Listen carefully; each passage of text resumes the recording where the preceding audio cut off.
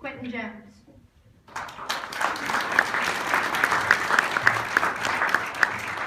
Thank you, Ollie. Good evening. First off, I'd like to say thank you to everyone that came out, and thank you to everyone that helped put this this event together, especially Ollie. Let's give her another round of applause. She really does so much around here. All right, I'm sure you're all wondering, who's this guy, and why is he talking to me? Well, they call me Quentin Jones. If you'd have met me 2 years ago, that'd be Sergeant Jones. I'm a student here at Miami Hamilton and the current president of the Student Veterans Association. In order to hold this position, you've got to have spent time in the military.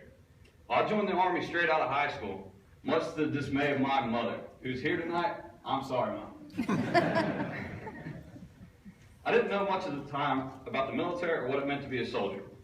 I also had no idea that within a year of signing on that dotted line, I'd be on a plane to Iraq with the 1st Cavalry Division patch on my shoulder. I'll never forget when we landed and the plane doors opened. You see, you hear a lot about the heat from people who've been there before, but until you land at midnight and feel that 100-degree heat rush in that plane, you just can't understand it. You heard me right. It was midnight, it was 100 degrees. Our mission in Iraq was primarily convoy security. We ran north and south along a road referred to as Route Tampa, and we escorted the drawdown of American forces out of Iraq into Kuwait. I spent a year total deployed.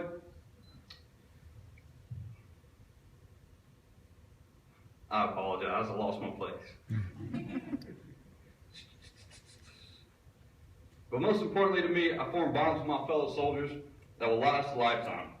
The brotherhood one develops with the men and women serving by your side while in the military is unlike anything else I've ever known.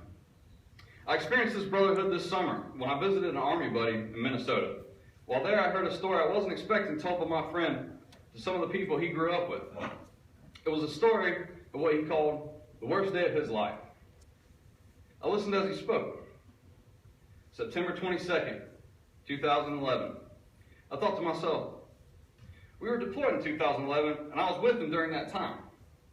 I was curious what he was talking about. I couldn't remember the date or the significance of it.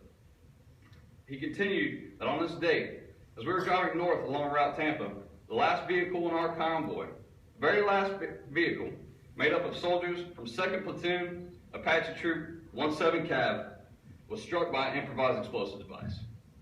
That vehicle was mine. I was taken aback at the fact that he could recall the exact date that this occurred. I couldn't believe that this man who I hadn't even known the year before cared so much about my life that he could remember the exact day that I almost lost it. This is one of the finest examples of the brotherhood veterans share that I had experienced. It always amazed me how close people in the military can get with one another in such a short amount of time. It's hard to compare veterans with any other group within society because there is no group like United States veterans. We're truly cut from a different cloth. When I think about veterans, I often think of the warriors that came before me. I think of the ones storming the beaches of Normandy, or the 17 Cav soldiers fighting wave after wave against the North Vietnamese soldiers in the La Drang Valley. On top of all that, I think about the veterans of today. I think about the men and women I served alongside. I often wonder, what will become of those brave men and women now that their fight is over? Many of us choose to leave the military behind in search of a new life. We've taken on new missions within the classroom and workforce. It's not hard to identify veterans in the classroom. You just got to know the signs, what to look for. Walk into a classroom here on campus, 9 times out of 10, you will find a veteran seated in one of 2 locations. Right by the door or way in the back so they can watch everything that goes on in the room. I hadn't realized until I wrote this speech that I do the same thing. Every one of my classes, I'm by the door or in the back. I'm to the point where I can almost tell you what the people sitting around me use, whether they prefer pens or pencils. It's crazy. Oftentimes students have difficulties becoming a part of the student population. It can be hard to relate to some of our peers who don't have the military influence. Veterans frequently feel alienated and frustrated acclimating to the college life. Tens of thousands of Iraq and Afghanistan veterans are enrolled in the college this fall. A statistic I came across stated that around 80% of those veterans will drop out of college by this summer.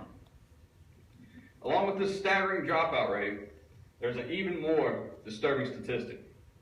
Student veterans are 7 times as likely to attempt suicide than their civilian counterparts. This is why I feel organizations such as the Student Veterans Association and programs like the Leave a Scholarship Foundation are so vital to the campuses across America.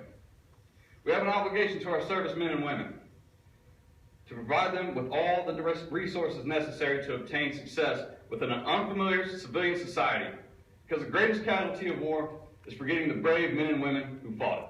Thank you.